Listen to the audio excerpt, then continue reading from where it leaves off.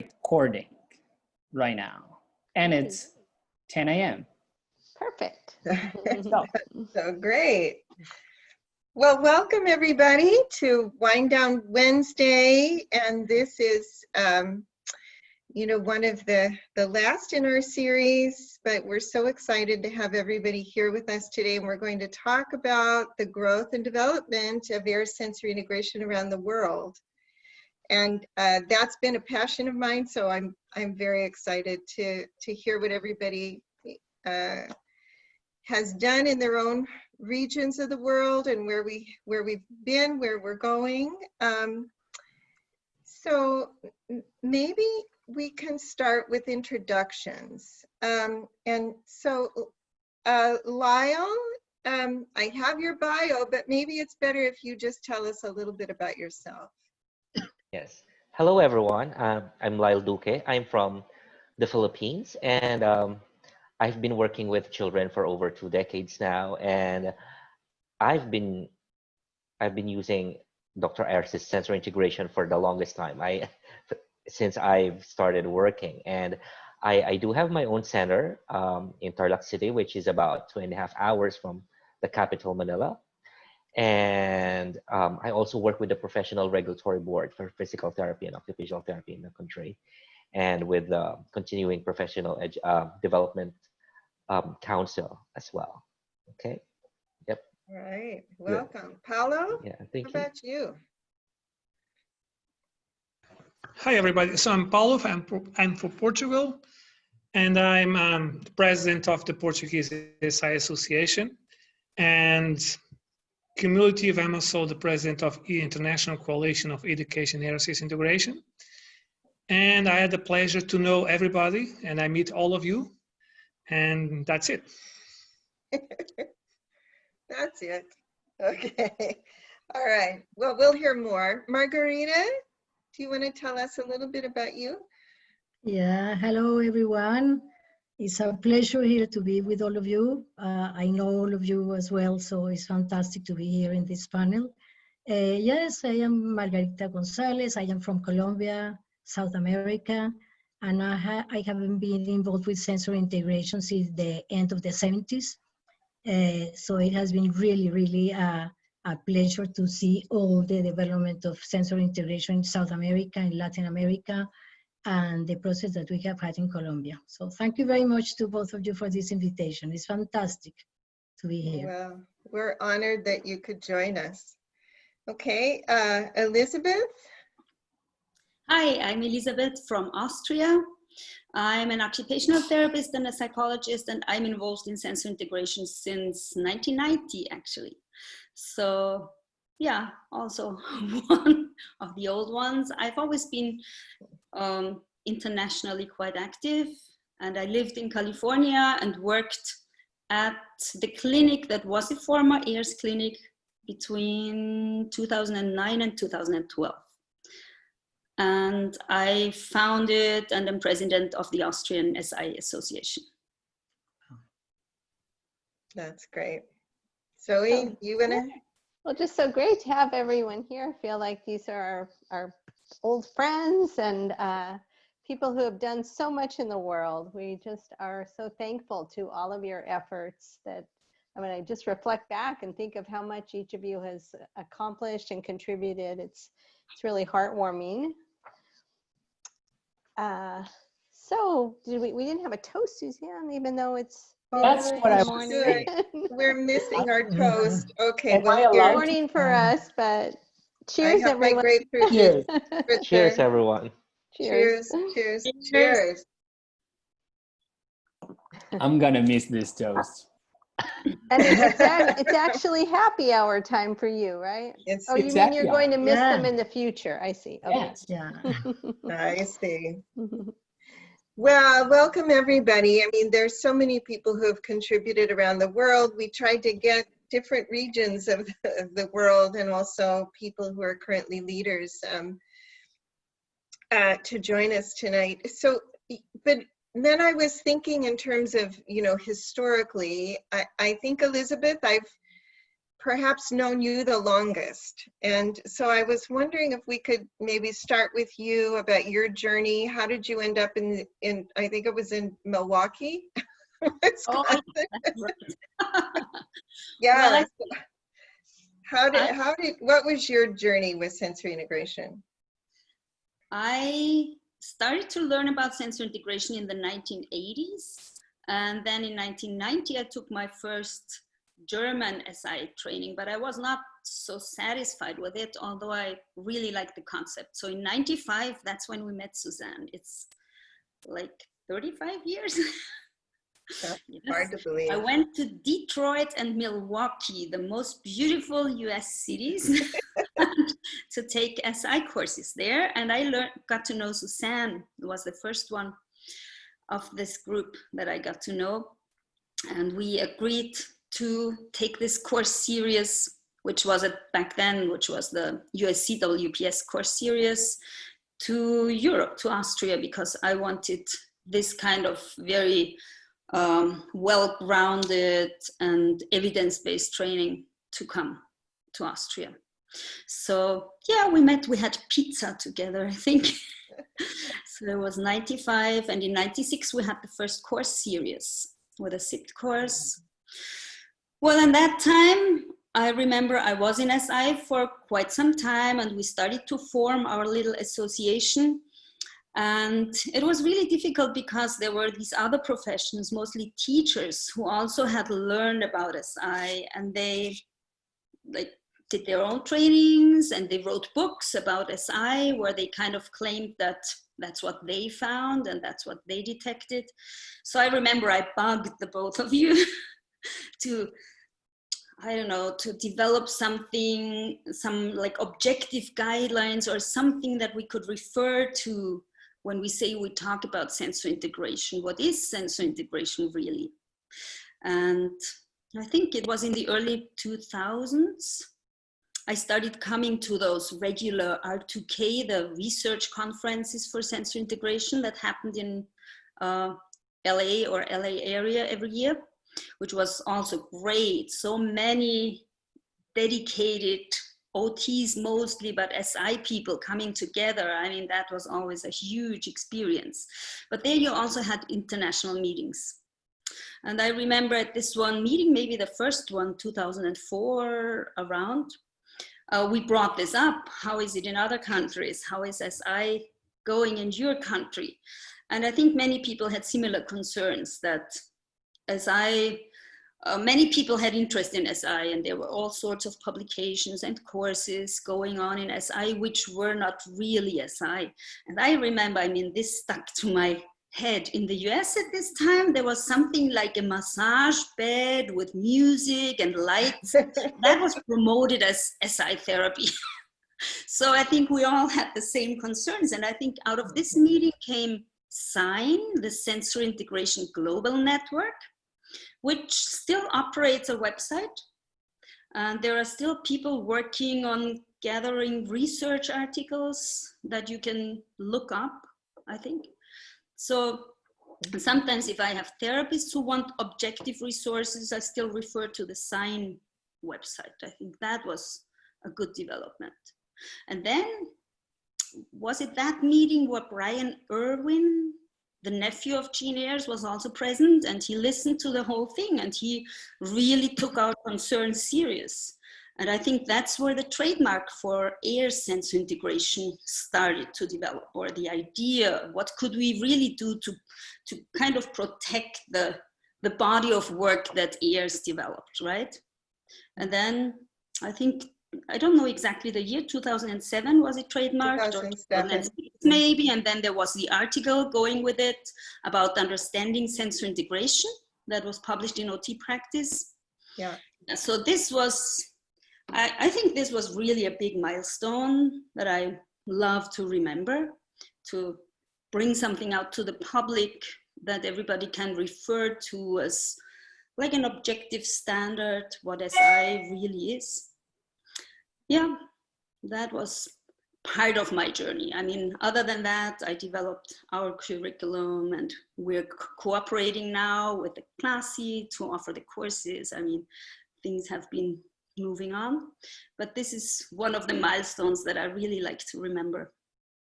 No, it's so important, Elizabeth, because I think, you know, just listening to you and remembering this, it's such a great lesson in advocacy, you know, that you were willing to really be a spokesperson and say, I remember you saying to me originally, I don't know if this happens in other countries, but we have a problem. In Austria, there was something called play and sensory integration that seemed like it was neither play nor sensory integration. And yeah, I think it. And, you know, just that you were, you know, you were strong and brave enough to step forward and say, we need to do something. And it was such an important spark leading to the trademark in 2007. 2007 was also, I think, the first fidelity paper, wasn't it, Suzanne? That published the first paper on the fidelity measure. And both of those milestones were so important in increasing clarity, you know, which is always something we talk about, how important it is to be clear about what we're talking about. So yeah, I don't know if that was you, Marco, or Richard, who put up the Global Sign website, but it is a really great resource. There's a lot of information at the SI Global Network. Yes, and I think it's really important to know this is a website that is not linked to any courses or any particular organization or anything. It's just a standalone thing. And I remember the discussions about what can we form? Should we form an organization, or what can we do? So the idea was just to have this very neutral and objective web resource for everybody. I don't know if it's popular enough. We maybe should promote it more. Yeah, it's an amazing resource, and it's pretty quietly there. And then there's a team, I think Heather Miller-Kohanek leads that evidence review, and it's just such a wealth of annotated references. So yeah, it's really great. You know, one of the things that struck me, Elizabeth, is I don't remember, but I think it was in the early 2000s, you invited us to come and present at a conference, and you were very clear about this is the original. And so you've made the distinction between original sensory integration work, a la Ayres and people who study with Ayres, versus other things that people call sensory integration. And I think that was the beginning of the European SI Congresses, right? Well, actually, yes. Now we call it the beginning of the European Congresses. Yes, that was in 2003. And that was a little conference I organized with international presenters coming from the origins of SI. Exactly, that was to educate people about what original SI really is. And we had like 100 people, but from 10 different countries, which I was very proud of. We got 10 different countries represented. So yeah, that was great. And 2003, and then actually there was some enthusiasm created, and people said, oh, we're going to host the next conference. And then it was quiet until Paulo took it up again. And we had the next European Congress in Portugal, 2011. Right, and since then it's kind of going quite smoothly. I mean, we've had a few of those European conferences. That's true. Yeah, it's always been very important for me to distinguish the original SI, and the trademark was so useful for that, from all other applications of sensory integration. So I've long ago developed a little course program for teachers, for example, because I don't think it makes sense that we close those people out or that we keep it a secret to us, but to give them the information that they can use in their profession and not try to emulate occupational therapy using SI. I think for me, that's always been an important aspect.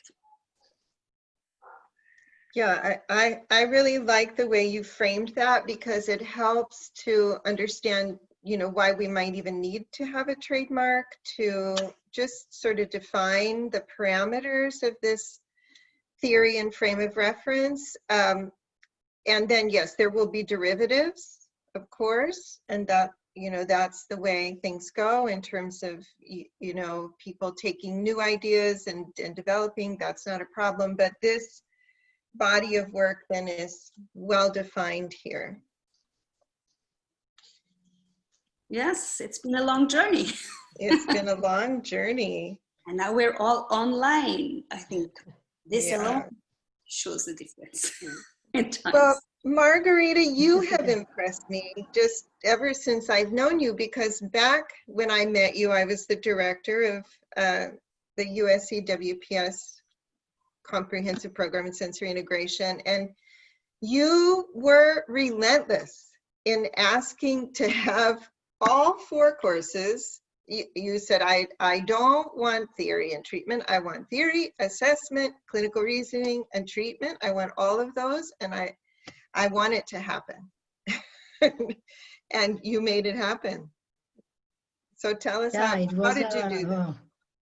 Yeah, it was a difficult moment for Colombia, because we decided at the end of the 90s, having worked almost 15 years or more in sensory integration, and having had many interesting people in Colombia, like Anita Bondi came and stayed with us, and Fisher for 1 month.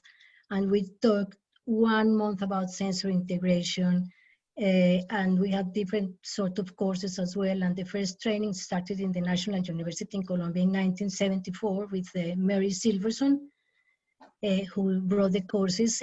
So it was amazing. And then I started with this group in 1990. I think we were going to start year 2000. And I wrote to you, Suzanne, yeah? I corresponded with Suzanne for so many years. Then I finally met her, I don't know how many years after.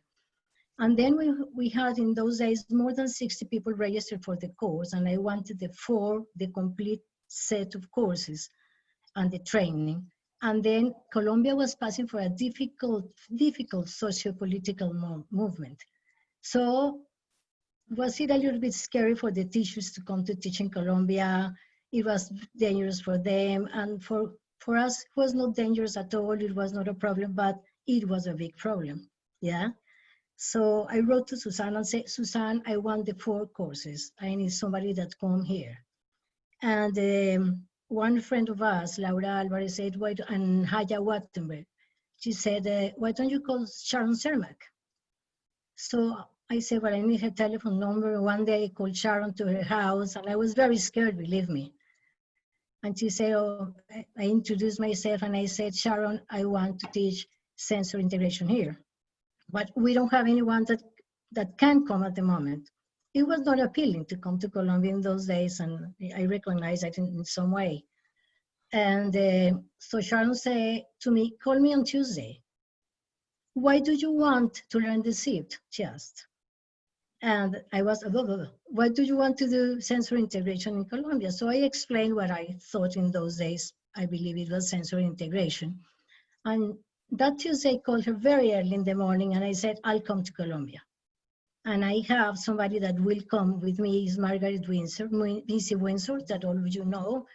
My God, we have had the most wonderful times. And since that, year 2000 till now, Sharon Cermak has come for 20 years to Colombia. Yeah, we are very, very grateful for her, with her. I hope she's listening to me, but she knows that.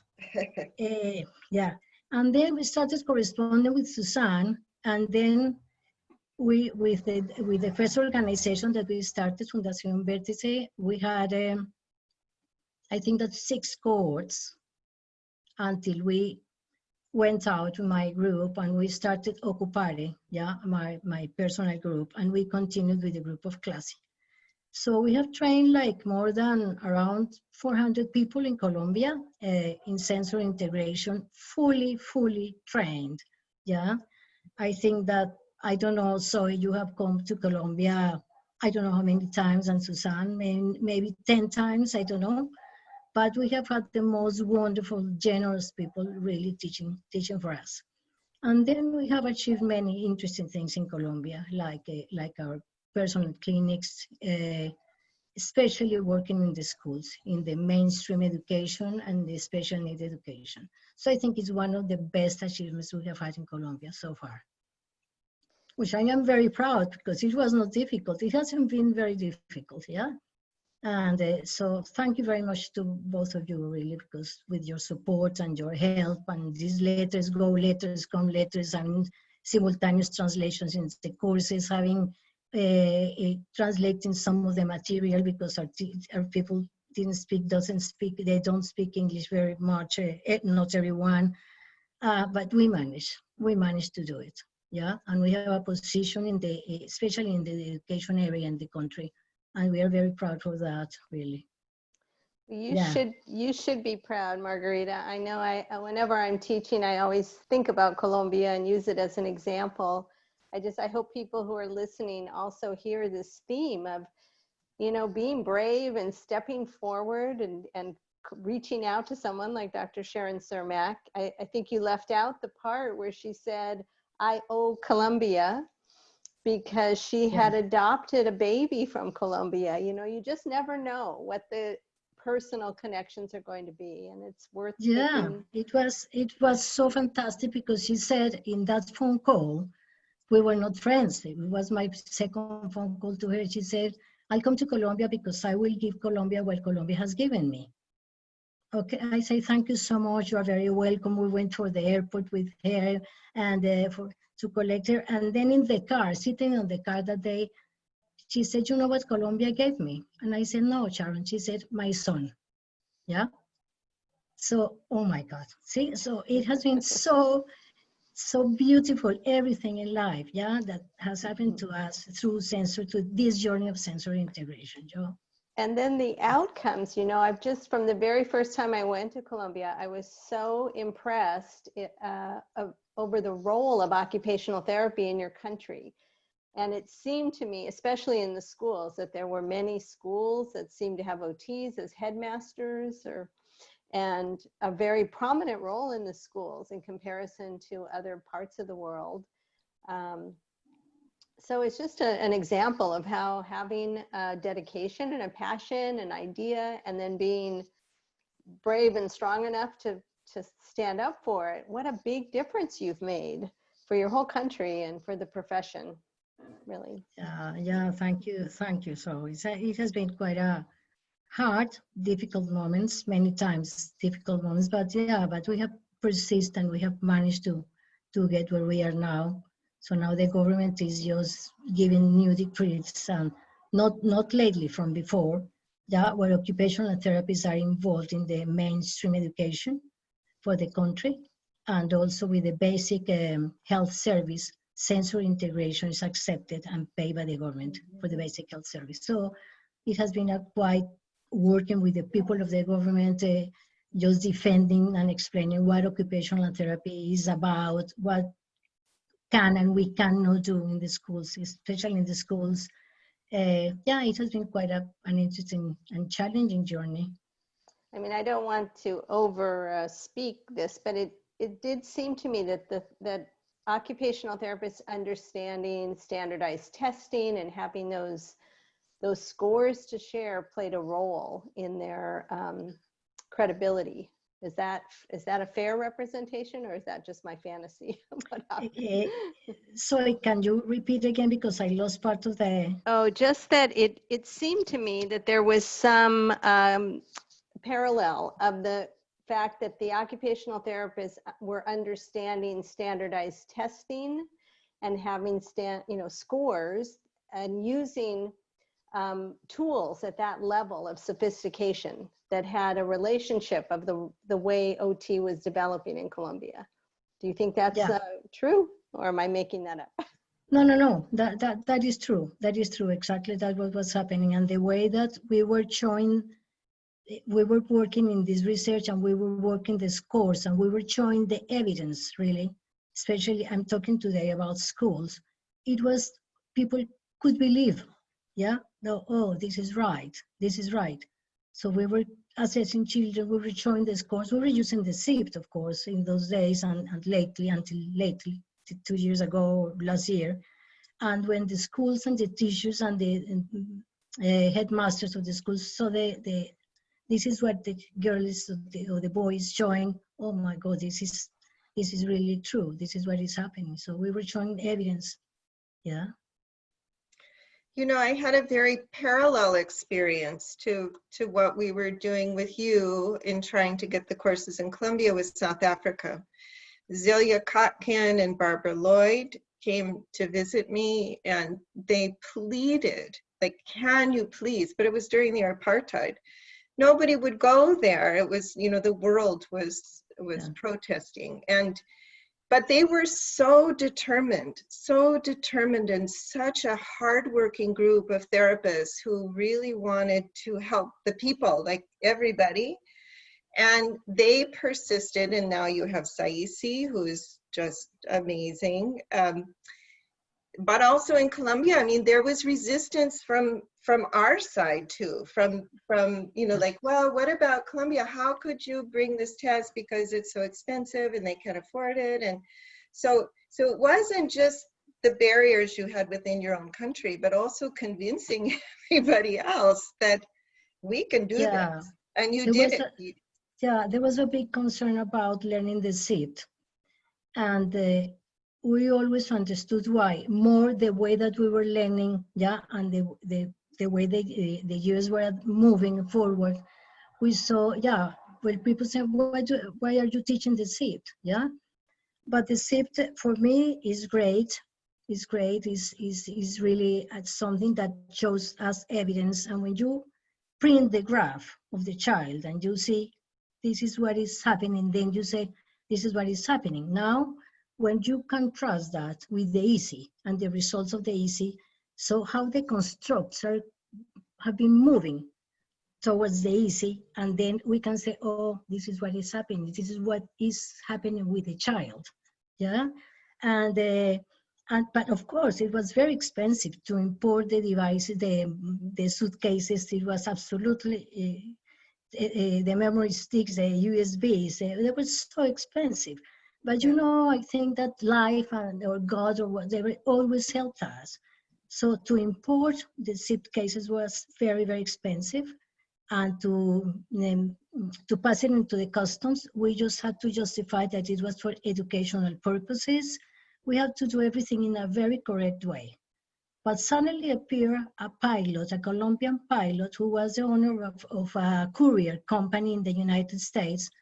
And he had disabled children in his family. And he said, don't worry, I'll make everything for you. He was a friend of the WPS people there. He was a friend of them. He will buy the things for us, pass it legally to the customs, and in our door, the suitcases arrived. And we didn't have to buy more because we were just sharing. Still, we share the cases with people. We don't need more in the case. And now we have moved into the EASY. We're very happy with the EASY. Well, in the countries who have persisted, Colombia, Austria, we're going to get to Paulo, I promise, Finland, South Africa, those countries who have persisted with the assessment, it has elevated the status of occupational therapy in your countries. So Paulo, you have an amazing vision. You are amazing. You came to the United States and you had your Portuguese kisses and we thought you were amazing. And now tell us. Well, briefly, I just like to add that we had the last year an amazing conference in Colombia. It was really wonderful. I think that Zoe will say so, because I don't know if you know, but they had 400 people and they had almost 200 parents. So it was an amazing, and the content was very high level. So I'd like to add that because it was such a wonderful job done in Colombia. Well, Portuguese history is very brief. So we went in 2005 to United States, and we met in 2 on those 4 courses, 2 wonderful women, blonde today, Zoe and Suzanne Smith-Rowley. And when we finished the course, well, the 5 of us, we said, okay, this is a very huge content. This is very important, and nobody will you do the same thing that we have done, traveling and spending all this time, all that time out from our families and spending all that money. So we decided to create an association, a Portuguese association, and then we flew to the United States and convinced Zoe and Suzanne to come to Portugal. What was not so very easy, we bought them by wine. We use wine for to do the deal. So port wine, by the way. We're cheap. We'll work for wine. Exactly. Stories out, everybody. talking about SIP cases. Oh, okay. I think this is a confidence, but we trade wine for SIP cases. So it was not very difficult for us to have the SIP cases in Portugal. So and that's it. Basically, we are already now on our 7th full editions, and by edition we made small difference. We had more contents, but basically is the previous USCWPS, now classic courses, and then we have research and other things. And yeah, and we host for the 2nd European Congress in 2011, what was amazing.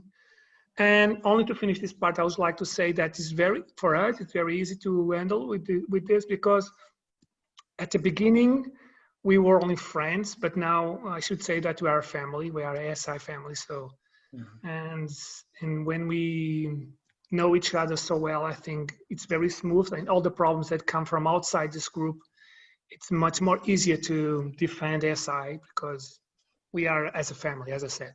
And that's only testimony I want to say for now. You've said a couple of things, Paolo, that just resonate so much. One is, you're making it sound like your journey was somewhat easy, and it wasn't. I think one of the things that I've always appreciated and been so impressed with you is your ability to kind of move away the nonsense. There's always nonsense. There's always static of petty things that are, happening, but you've been able to just put it aside and stay focused on the goal. And you've been so great about building a team.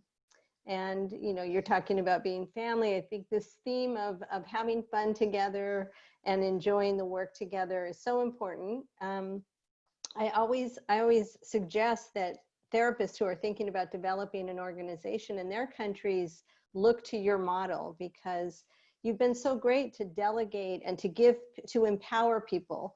You don't meddle with what you give them to do, and you really let them grow. And that's just been such an important, I think that's true of everyone on this panel, in your styles of leadership and in forming strong teams and giving others that empowerment. It's been such an important piece. So thank you.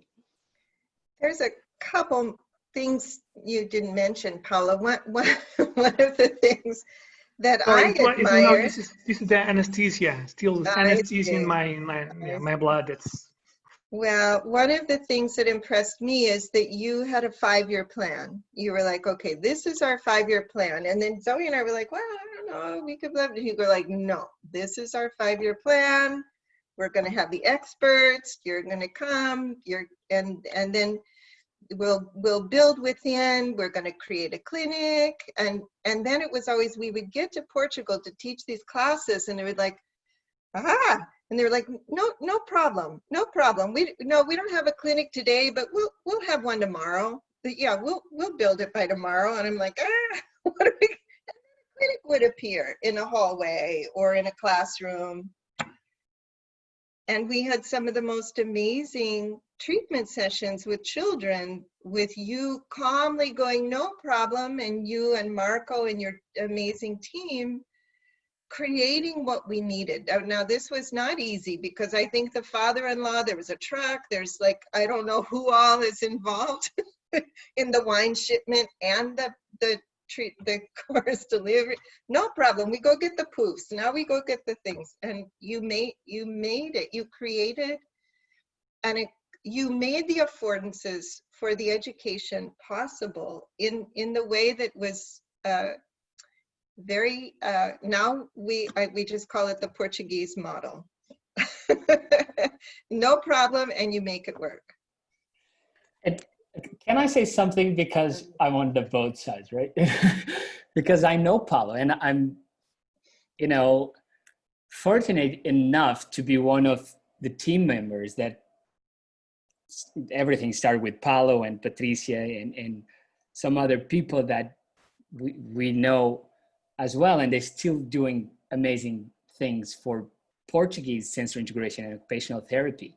And I agree, it was not that easy. It was not as easy as Paulo make it sound, but this mindset of, you know, we will make it, it was something that always was present, even when sometimes it was hard, and sometimes the recognition, because I know Paulo doesn't do this for recognition, but sometimes it doesn't appear from your peers, from your country, from people that you're trying to benefit.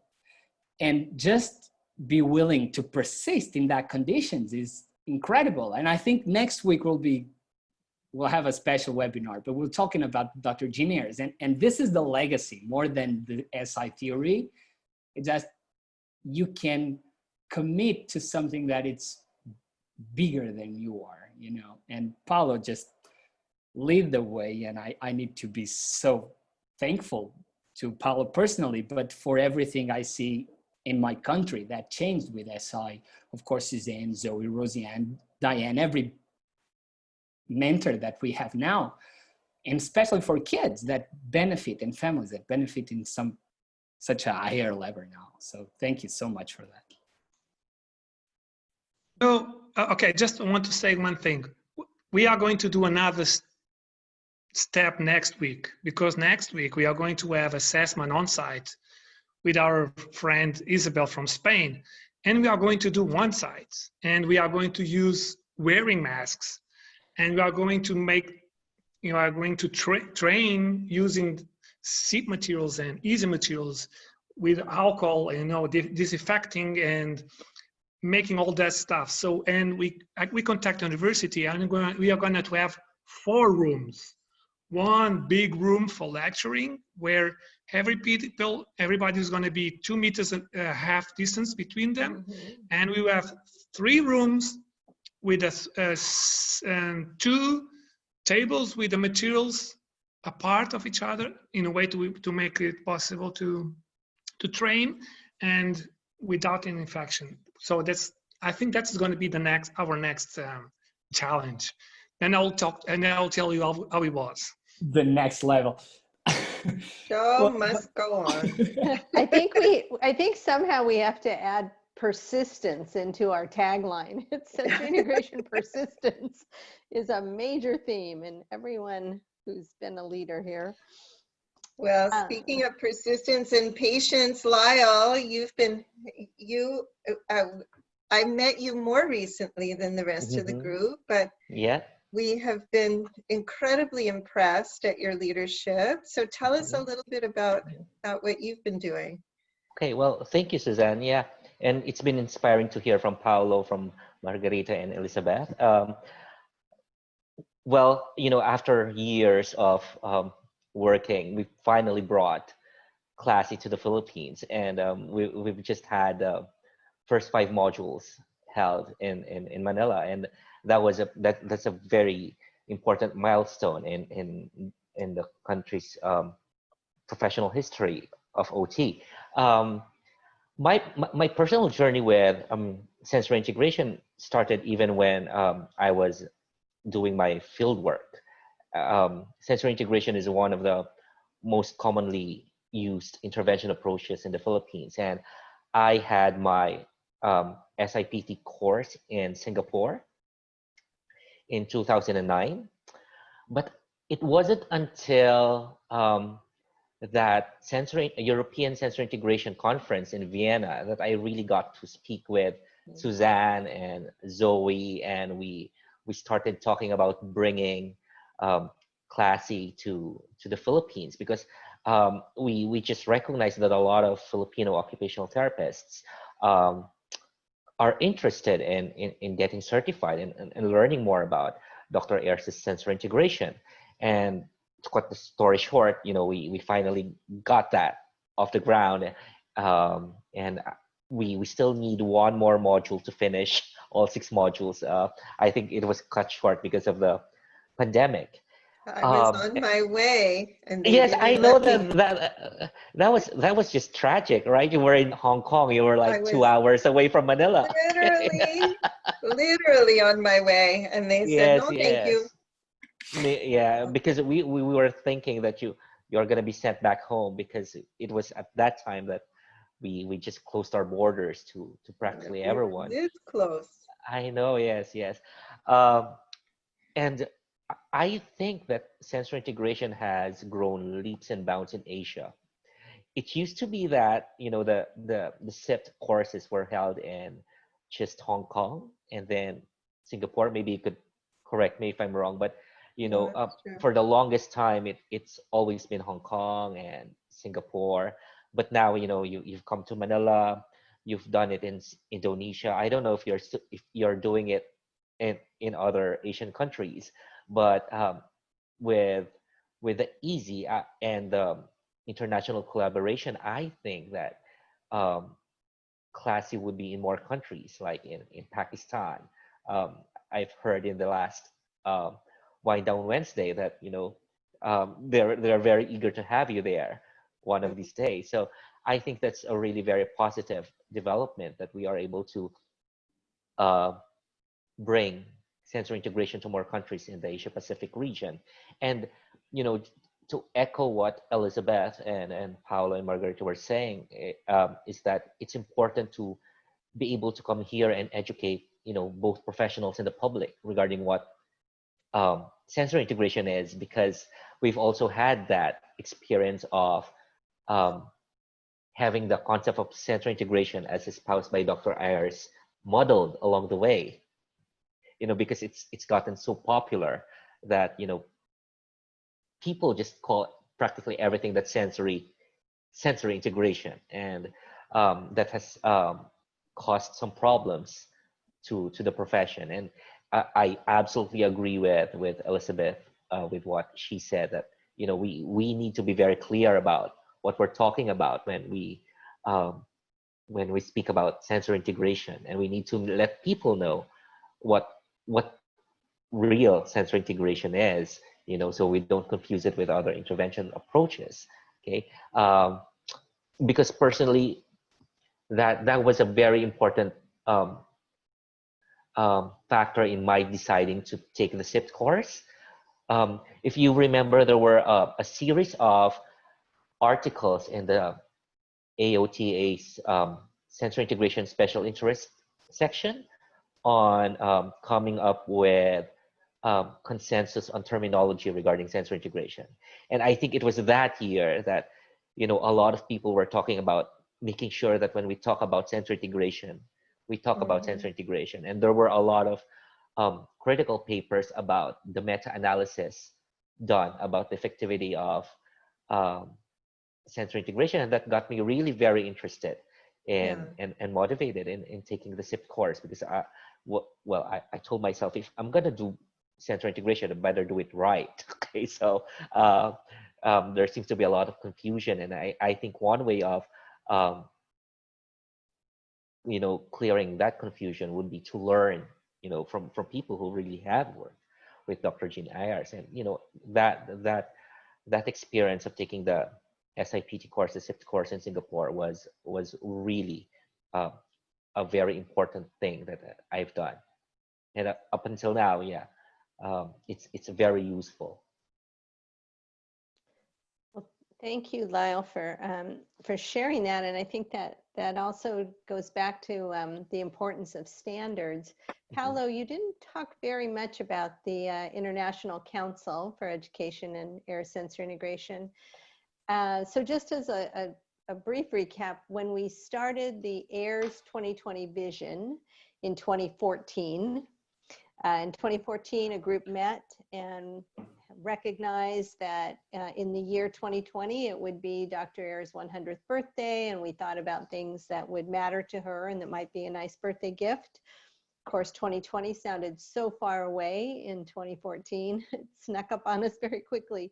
But one of the goals that we established was to was to have standard training for professionals around the world, for professionals, and so that professionals could know what they really needed, like Lyle is talking about, knowing what is really important in your own practice and representing SI, but also for consumers, so that consumers would be able to depend on the kind of services that they would get from one place to another. And so that goal was represented by the development of this organization. So can you talk a little bit more about that, Paolo, and where we're at with that and your leadership? Well, yeah, it was a document was prepared by all of us internationally. And finally, it was approved in our meeting in Hong Kong. So basically, the minimum standard says the minimum number of hours, contact hours, and the minimum subjects that should be applied in each course. But basically, the two main ones is that the courses should have standardized tests and use the clinical reasoning using DDM.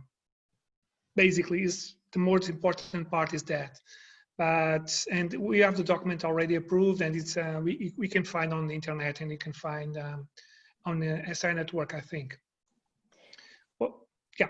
Is the website functioning yet? Because maybe Marco can type that in. Yeah, for we have the website almost done, but it's only for the Class C EXO because we are finishing some details, and we were expecting to have that working for 2020. So the next week, which was supposed to be all together in California, since you are not, but we will find a way to have another wine meeting, right? So I should say that by the end of July, it will be fully operating. And we have a meeting, so we have an annual meeting online also. I think it's going to be for the end of July also. By that time, I think everything will be on. Is that okay? Is that okay to share the yes the Facebook page at least, because the Facebook page is on? Can I share it? That's perfect.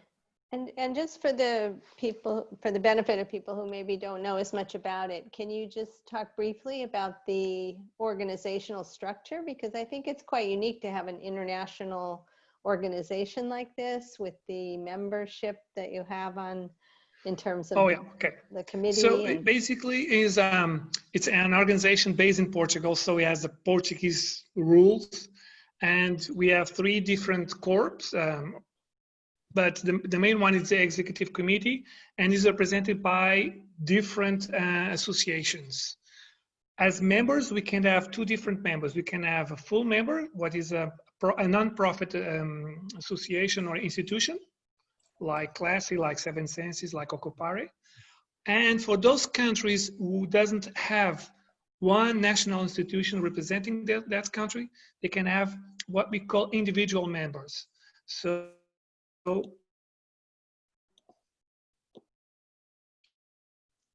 everybody. Are we losing Paolo a little bit? Can you all hear me? I think so. Can be inside of ECSI. Sorry. Can you repeat that again? Breaking up. Okay, so I was saying that basically we have 2 different kind of membership. We have a full membership, what is the national associations or institutions, like Occupare or Seven Senses or Classy.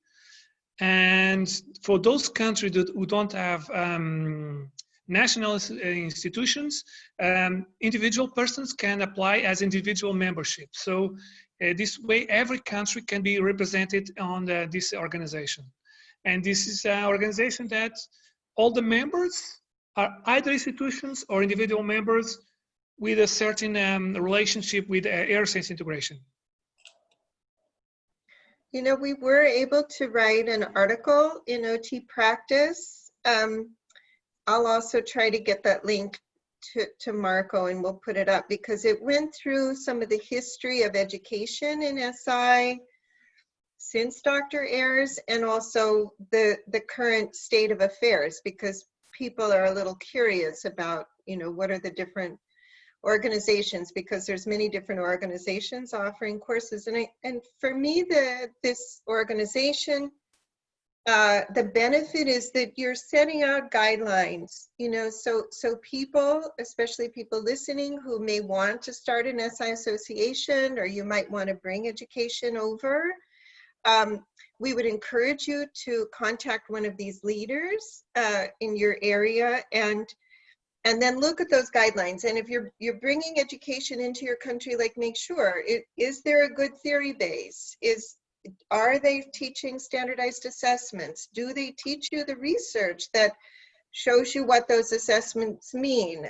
Is the intervention with fidelity according to the literature? So using an evidence-based model that's true to the research that we have available today.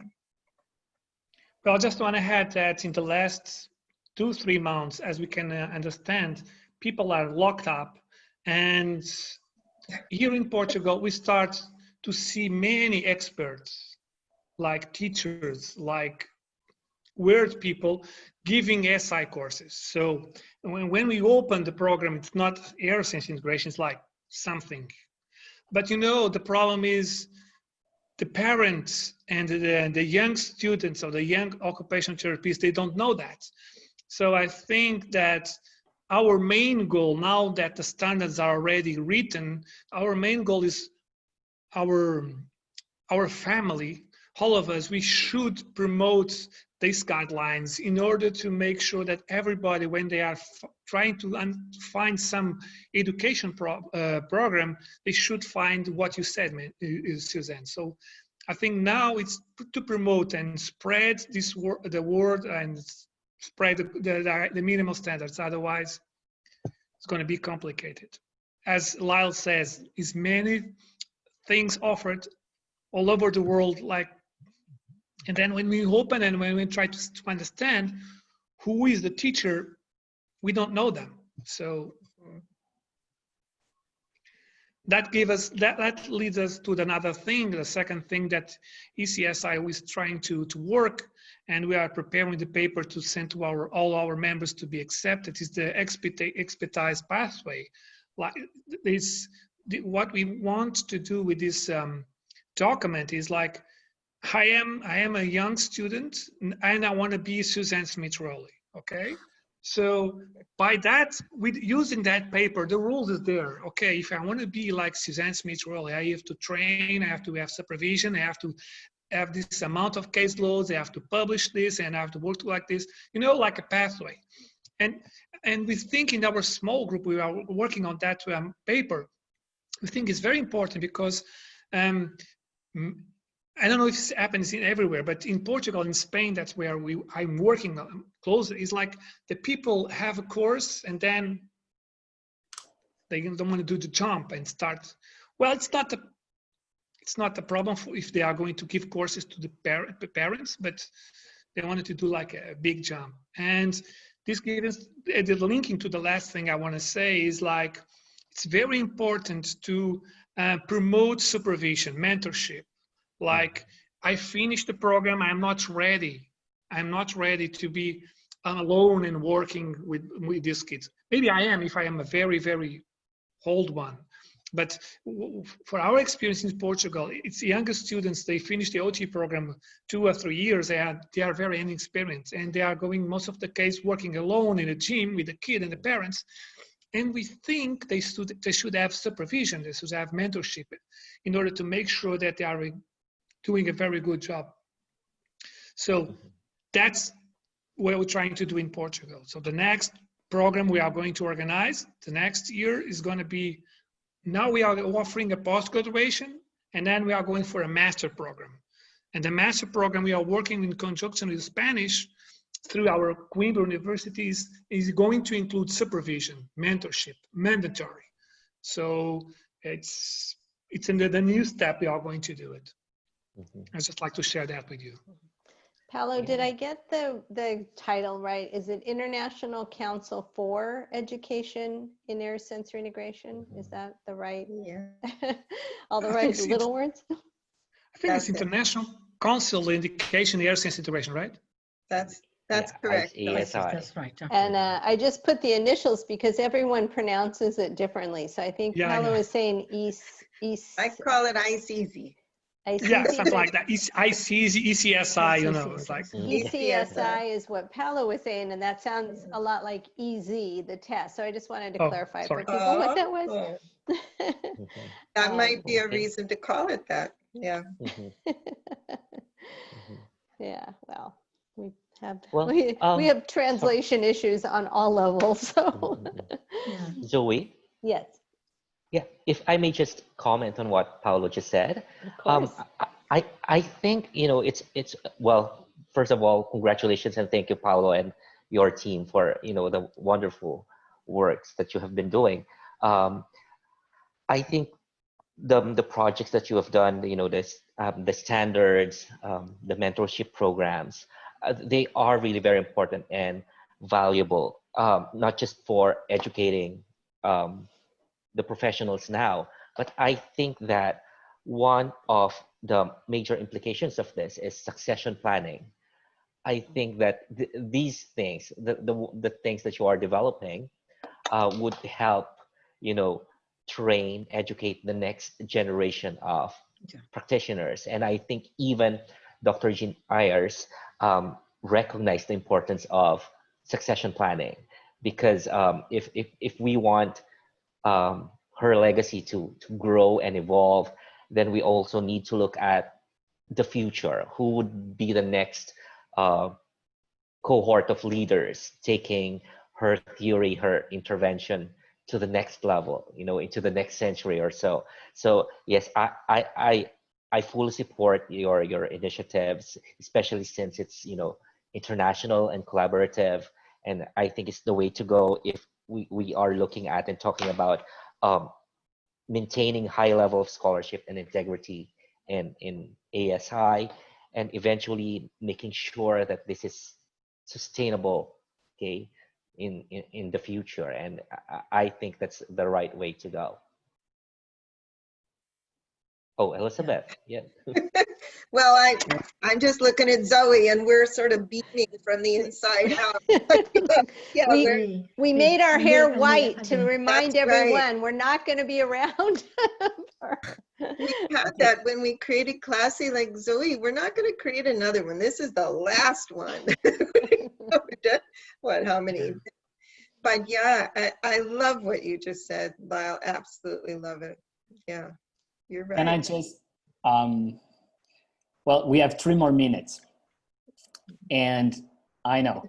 And so before Suzanne tell us what we're going to have next week, because next week is season finale, right? Yeah.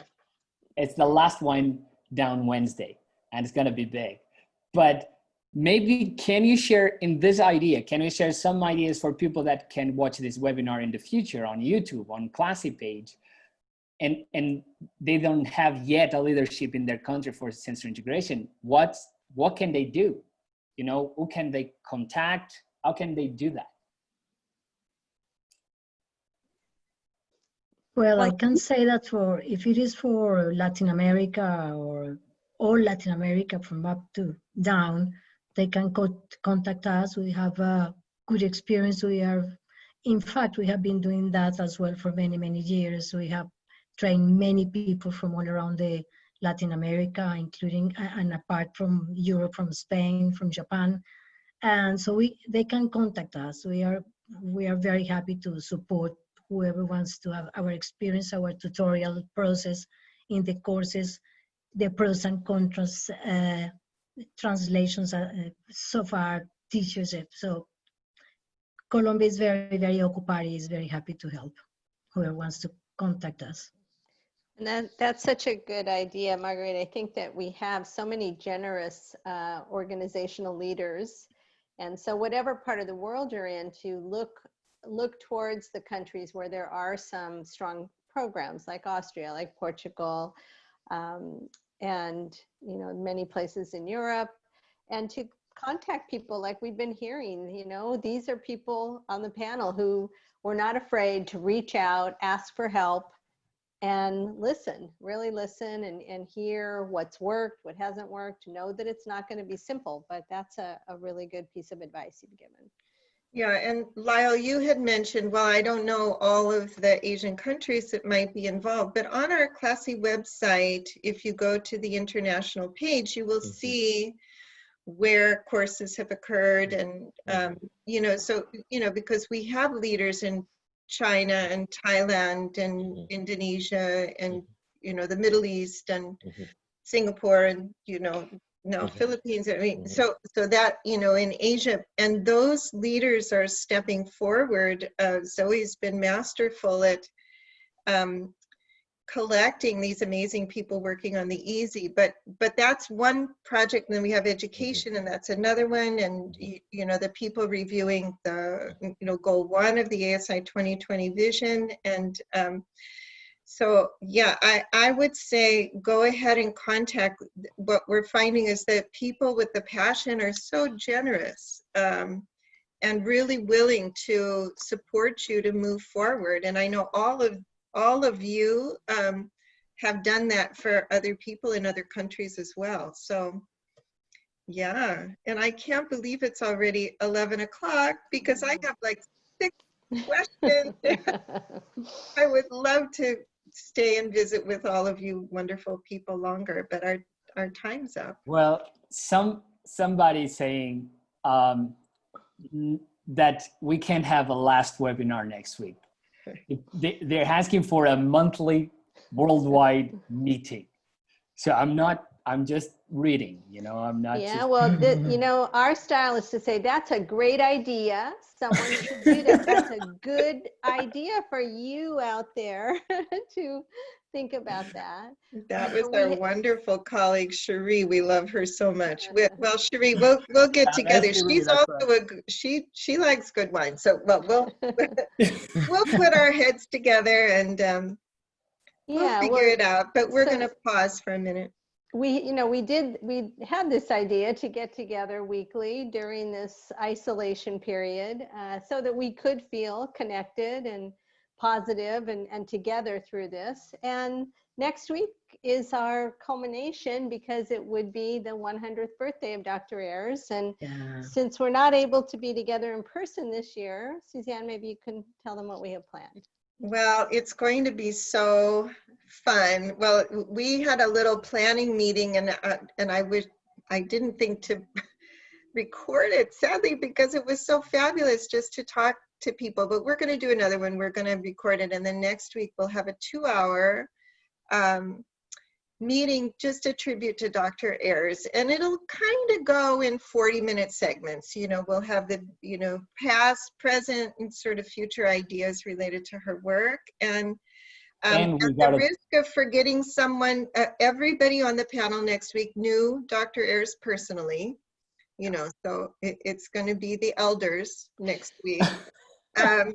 But Lorene Kovalenko, I got to speak with her yesterday. She was a dear friend of Dr. Ayres, and she's remarkable and has some amazing ideas. Sue Knox, Sharon Cermak, we talked about her. We are in love with Sharon. We love Sharon so much. Gina Coleman, Shay McAtee, Diane Parham, and Steve Linow, who was the executive director of SII in its heyday, you know, when things were going well there. So, yeah, it's going to be so fun, so fun. Sorry to interrupt you, but people are asking if it's at the same time. So 10 a.m. 10 to 12. Exactly, so, 2 hours. Yeah, Pacific Coast time. Pacific, California time. Lyle, you're going to be up in the middle of the night, but it will be recorded. So yeah, we're very excited. So it'll be a tribute to her on her 100th birthday, and after that, I think we need, what do we need, Zoe? Oh, we'll think of something, Suzanne. We'll think of something. Are we going to a tequila webinar or something like that? Oh, maybe. You just wait. We're gonna put our heads together and think of something. A virtual tequila party. That's it. Yeah. Oh, nice. Okay. Okay. He knows our heart. He knows our heart, but the man doesn't drink, so that's going to sit there for a while. Okay, well, everyone stay positive, stay connected, stay safe. We love you all, and we'll see you next week for a big See you birthday next celebration. week. Bye bye. For the birthday Thank you very party. much. Okay. Thank you all. Thanks Bye, a you lot. guys. Thank you. Okay, bye. Bye. Thank Thank you. you so much. Thanks so much for Thank joining. you. Bye. Okay. Bye-bye.